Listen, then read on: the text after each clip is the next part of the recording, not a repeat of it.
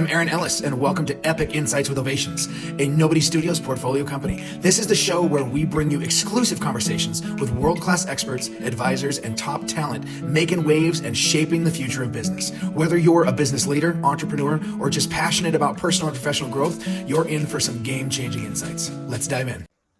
Welcome to this episode of Insights with Ovationz, Epic Insights with Ovationz, that is. I am your host, Aaron Ellis. I am joined today by Jill Schultz. Now, Jill has an amazing story, and I can't wait to dive in. So I'm going to do a short intro today. She is a best-selling author. We're going to talk about her book. She's a motivational speaker. I say she's more of an inspirational speaker, transformational speaker, any way you want to look at it. She's a disruptor. Love that term. And she's a serial entrepreneur. Jill, welcome to the show. Thank you. I'm so excited to be here, Aaron. Thank you for having me. We had fun off camera. Let's have fun on camera now. So I really want to dive into your story, where you came from, where you are today, what really led you to what you're doing today. And I know there's a lot there to unpack, but can you give us a brief, the Cliff Notes version of what brought you to what you're doing today? Yeah, well, I had been praying for my purpose for a long time. And I don't know if you believe in God, source, universe, or whatever. Don't shut me off. I call God, God, but you can call it whatever you want. And God slapped me upside the head and said, you get to tell your story. And it is a tender, taboo topic that people are not addressing. And so it was very daunting to lean into what I'm doing right now. But once I surrendered to the fact that this is what I get to do, like every day I get so excited because I get to help set people free from their secrets. And it's so magical when you can get on the other side of your secrets and your shame, because then we just have this beautiful blank canvas where we get to create our life. So yeah, that's beautiful. I've worked with a lot of people over the last couple of decades who've gone through something in their life, right? Something that there was shame and guilt around, or that they thought was a horrific thing. And don't get me wrong, I'm not saying it wasn't horrific, but they got to a point where they realized that their mess was their message. And they realized that was their purpose, to go through that so they can help other people go through it. And I don't know if you've gotten to this point too, but I've even had some of them tell me that they wouldn't change their past now. Oh, absolutely. They wouldn't wish it on anybody, but they wouldn't change it. You know what I mean? Yeah, I get to see the gift in my pain now.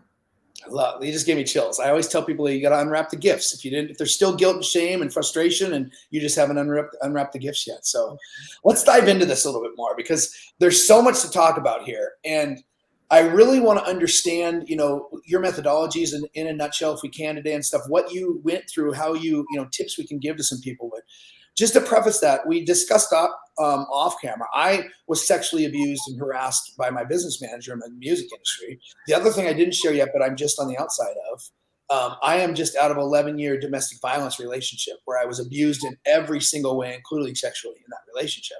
So I started sharing about it and was just like, that trauma actually made me deny and block out a lot that had happened. And as I went through therapy for it and stuff, and worked with a specific domestic violence therapist and went through some things, I'm like, like I was shocked at the things that I'd overlooked. But now I'm in, as she puts it, I'm in the meaning making phase with that one, right? Where I just love to talk about it and help people. So what have you done? It may be examples in yourself or with others that have really, can we paint a picture of that freedom for them?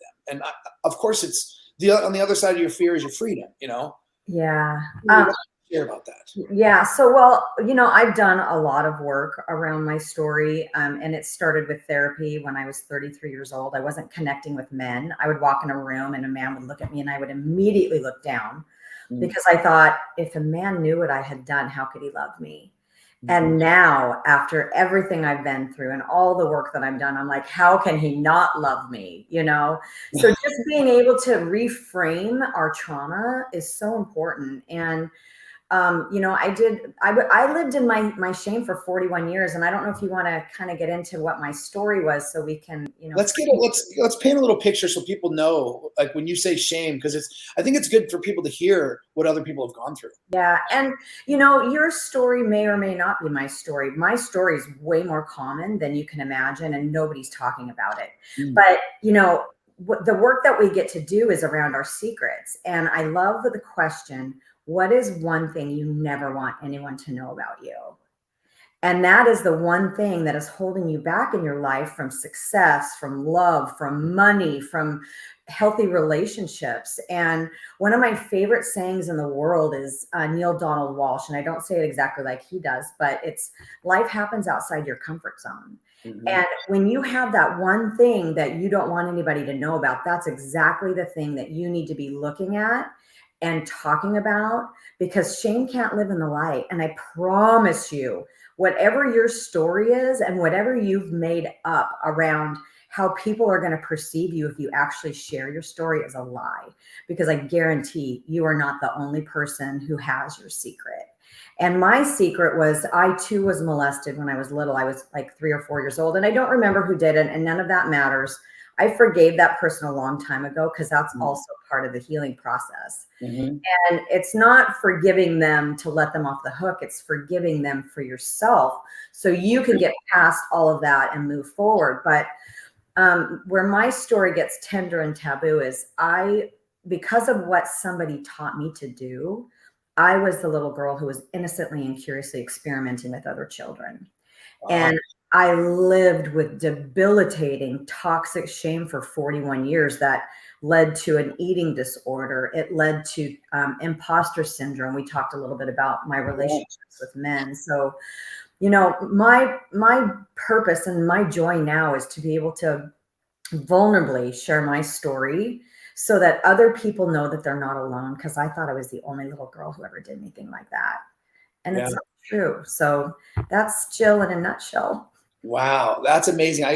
I think it's important too that you didn't say it this way, but one of the things that I've helped people understand, and I've seen in my own life, the things that you deny or you keep in the dark, that can't go into the light, actually end up spreading into every aspect of your life. Oh, It's not absolutely. the secret you're holding on to. It's literally dictating how you're showing up everywhere. Yeah. Right. And therefore, when you do finally face it, that gives me chills saying that it dictates how you show up everywhere.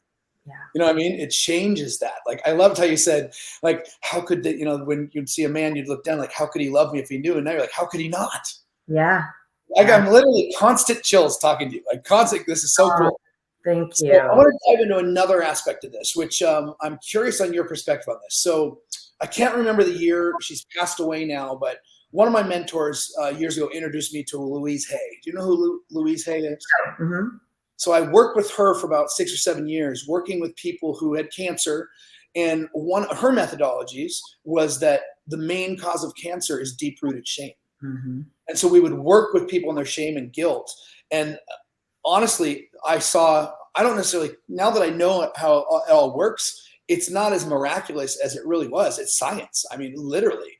When they worked on those guilt and shame, the cancer changed, and some of them went away and completely into remission and were cancer free just from facing that. Now, did you face any of your own physical problems, or what are your understandings on how the mental and emotional contributes to the body? Yeah, no, physically, I gained about 20 pounds. Mhm. And for me, that was more me trying to hide myself, Yeah. And it's funny too, because people who gain weight to hide themselves, you're bigger, you're more obvious in the world, right? Yeah, it's kind of funny, huh? Yeah, Yeah. so I think my stuff was more mental, and really that constant beat up that I did all the time. Like, I had this constant tape running of, and the book that God wanted, that got written, was called Liberated, Releasing the Dark Cloud of Shame. And Yeah. I call it that because I literally had this shame cloud that followed me everywhere. And I like to kind of compare it to Pigpen and all of his dirt that's flying around him all the time. That's what Yeah. that shame cloud was like for me. I'd go to bed and it was there. I'd wake up, it was there. It was this just oppressive feeling of guilt and shame and unworthiness. So for me, it manifested more like that than Yeah. physical things. Yeah, that totally makes sense. So I pulled out some quotes and stuff when I was reading like reviews and just things about your book. And one thing really struck me. I'd love to expand on this, where you talked about how in the book it talks about your story, and you also bring in other stories of others who found forgiveness, self-love, reshaping their lives. But the thing that prefaced that was turning inward. Can you talk about what you mean by that and why that's important? I'm sorry, I couldn't hear. Turning inward? Turning inward. Yeah, the quote was turning inward to find. Turn Yeah. inward. learn these things, right? Yeah. And I love the book because, I didn't want to write the book. And every time I continued to share my story, I got, that's my story. That's my story. So I think it also gives validity to the fact of you're not alone. There are other people that have this same story, but really, I think it goes back to the life happens outside your comfort zone quote for me. It really is. What is it every single day that you are continually telling yourself? And how do we get a look at that? How do we get to change how we feel about ourselves? How do we get to change those words that we say to ourselves every day? Because, I don't know the actual statistic, but our thoughts, it's something like 90% of them are negative. Yeah. And it's really funny because as I started to do this work, and I do a lot of mirror work. I don't know if you do mirror work. And maybe, probably, but I'm not sure exactly. Really looking into the mirror and telling yourself, you're effing amazing, and it's very intimidating to start doing that when you don't have that self-love. Mm-hmm. But now for me, it's like, hey babe, what's going on today? You look amazing. I love that. Even honoring like the hard things that are going on in your life too. Like, oh my God, you had a rough day today, but you did good. It's just kind of giving yourself pep talks all the time. And I don't say mean things to myself anymore. Like I have changed my internal dialogue. Yeah. And so I think that's, the looking inward, we get to really look at what we're saying to ourselves and we get to change those. And it takes time. Like this is not easy work. Let's be honest. Totally. I completely agree. You're right. Yeah. I think it leads into my next question. And not that healing is linear, but there's a process. You can see a lot of similarities in people that go through healing. Going through that inward leads to people understanding that the past doesn't define their future. Mm-hmm. Can you talk about that and how you learned that and how you maybe didn't realize that or I've had people say, oh, it was defining my future and I didn't realize it, but now they have the power to create again. Yeah. And I love this topic because I feel like every single day we get to choose what our life looks like. I'm really studying manifesting a lot right now. And we get to wake up every single day and decide what our life gets to look like. And what that means is you have to step out of being the victim. And when you make that decision that you're not going to continue to blame other people for your life and where your life is going, or, like you said, we are not our shame and our trauma. We get to see that was something that happened to us, but we get to step past that and step into new and beautiful things. And I get so excited every day now that I wake up and that shame cloud is not there. And I look for it sometimes. I'm like, you live with something for 41 years, it becomes consistent and overbearing in your life. And now it's just like, I got to wake up and I have the most beautiful morning ritual. I just do this beautiful dance with God and co-create and daydream and I'm playful and fun. And I believe that I'm doing a lot of studying right now with Amanda Francis. I don't know if you know who she is. She wrote a book, Rich as F. I don't know if you swear on here or not. I won't. I do, but I won't. Doesn't matter to me. What's that? Doesn't matter to me. Okay. Well, she said, everything that was put on our hearts was given to us by God, and those are ours to have. So every single day when you have a desire, you really can have that. And I also love when you see somebody that has something that you want, the only reason that you want that is because you're capable of having it. So if there's somebody that you're a little jealous of because maybe they have the G-Wagon, or there's somebody that's flying a private jet or has a yacht or whatever, these are my vision board visions. Yeah. The reason that you want those things is because they were put on your heart on purpose and you get to have them. You just I love that. To wanting to do the work to get those things. Yeah. Another way that I presented that same sort of concept to people is, the things that irritate people. We talk about it being a mirror and something within the person that they need to work on, but also the things that you envy in people. If you didn't have it within yourself, you wouldn't recognize it. Exactly. And people are like, oh, it's kind of an aha moment for them. Yeah. That was a really light bulb moment for me when I realized that. It was like, oh, it turns into something cool, right? It's like, oh, okay. Yeah. I wrote down manifestations. We're going to talk about that afterwards. That's one of the main things I speak on now. And also just to share, like one of the things I speak on too is that I talk about how the 4 levels of consciousness, where life happens to you, that's the victim mentality. Life happens for you. You start to flow into that. That's actually an empowered victim mentality. And I can explain that later, but then life happens through you, and then life happens as you. And that's when everything is integrated. You're no longer separating the shame and saying it's bad, it's wrong, it's not me. You literally are embracing it all as who you are, and then life happens as you. So that's something we can dive in on, because I think we could have more talks and more rabbit holes. We could probably talk for 4 hours. I think so. I want to pivot this into how this can help corporations. All right, we talked about that a little bit off camera, but I think what you talk about is it's an epic topic to bring into organizations, especially leadership, to help them understand how to lead, right? Which again, they're going to need to go inward and understand how to lead themselves, right? But I know I made some notes about, a couple talks, your keynotes, the uncharted path and corporate authenticity. So can you speak on those a little bit?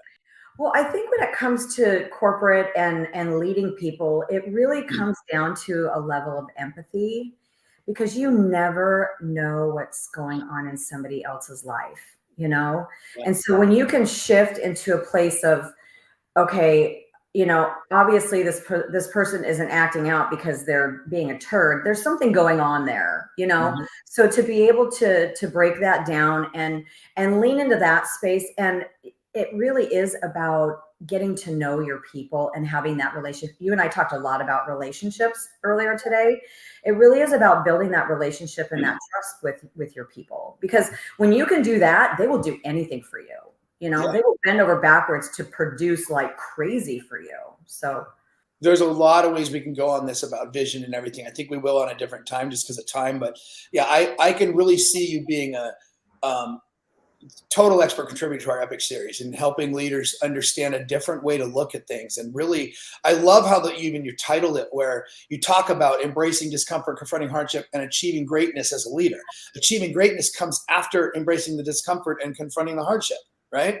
And a lot of people want the greatness, but they're not necessarily willing to do the work, or they are, but they just don't know how to do it. And their mind, justifies or self-loathes that I can't do it, or I don't know how to do it. So I'm really excited to unpack that stuff with you and understand how I can represent you and stuff. Because like I said, I think I'd love to share a panel with you, like so many things that we can do. So now, a little bit of time left. I want to pivot because personal and professional aren't separate. I want to know the personal, Jill. Like, I know there's wine involved. I know, what else is involved in the personal life of Jill? What do you love to do? Let us get to know you a little bit. Yeah. Well, I am a serial entrepreneur. So I learned from a very young age. I think I was around 21 years old when I figured out that I am unemployable. Which most entrepreneurs are. Do not tell me what to do. And I don't do it intentionally, but if you tell me what to do, I'm going to do the opposite. So leave me alone. I'm quite good at being productive out here by myself. So I learned. Hold on. Pause 1 second, Jill. Whatever you do, don't tell us about the personal side of you. Don't tell us about what you enjoy. Right, exactly. All right, well, I'm going to do it now. But so I started my first business at 33. It's interesting because a lot of things were happening in my life at 33. That's the first time I talked about my pain and my trauma. I started my business, like 33 was a pivotal age for me. And you know what? I'm really into angel numbers, so I'm gonna have to look up 3 and see what that means. Mm-hmm. But for me, and I started an event business that I've had for 24 years. I do corporate events, mostly with pharmaceutical reps, medical device reps, when they're bringing in food to the doctor's offices. And then I started my wine business 12 years ago, and that's just fun. Like last night I was at Andre Reed's celebrity golf tournament. I donated a bunch of wine for that, and it was just a really fun event. So, I mean, wine is sexy and cool. When you tell people you're in the wine industry, they're automatically like, oh, really? Tell me about it. So I used to be in Mary Kay. It's quite a different experience. But my passion and joy is music. Earlier, we didn't really even touch on that. We didn't even dive into that. That's obviously my first love. At all, yeah. And I did the passion test. Have you done the passion test? I may have. I don't know. I've done so many of those tests. I don't know. Yeah. Well, this one, it's really about aligning who you are with your passions. And it was amazing to me. The first time I did it, my life started making all those things happen. It's goal setting, but it's like goal setting on crack. Yeah. And one of the things on my vision board now or on my passion test is I get to bring music into what I'm doing. I don't know what that looks like. I don't know how it's going to happen, but I get to bring music. And, I think it goes to, and I hate to even say this out loud, but, a lot of people that are in the music industry, comedians especially, they're people that have pain in their life. They're people that have secrets and they get into the industry to express themselves. So I get to be a big part of that industry, helping set people free from their secrets. So that's what I'm manifesting right now. I love that. I absolutely love that. Well, we got just a little bit of time left. We're hitting that 20-minute mark. Is there anything you wanted to make sure you shared today? Any final thoughts you want to make sure that you shared before we? Yeah. Just, if there's something that you're holding on to, you get to let it go. And life is magical on the other side of healing. And you are worth doing the work to heal. I love it. Absolutely love it. Thank you so much for being on today. We're going to have you on again because I think there's so many things we can unwrap, so many gifts we can unwrap, right? We talked about that off camera. So I look forward to that, but I really appreciate you spending time today and transparency and all that stuff. So thank you very much. It's been a beautiful morning sharing my time with you, Aaron. So thank you. Love it. Everybody, thank you for tuning in to another episode of Epic Insights with Ovationz. I'm Aaron Ellis, your host. I've been joined today by Jill Schultz. You can find her on ovationz.com, as well as when we post her episode, we'll have every other way to find her. Her book is called Liberated, Releasing the Dark Cloud of Shame. I know you can find it on Amazon because that's where I found it. And we'll see you guys on the next one. Thank you. That's a wrap for today's episode of Epic Insights with Ovationz. I hope you found our conversation as insightful and inspiring as I did. If you enjoyed today's episode, be sure to subscribe, leave us a review, and share it with anyone who could use a little epic insight. Remember, the journey to growth never stops, so keep learning, stay curious, and let's continue building something extraordinary together. Thanks for tuning in, and I'll see you next time.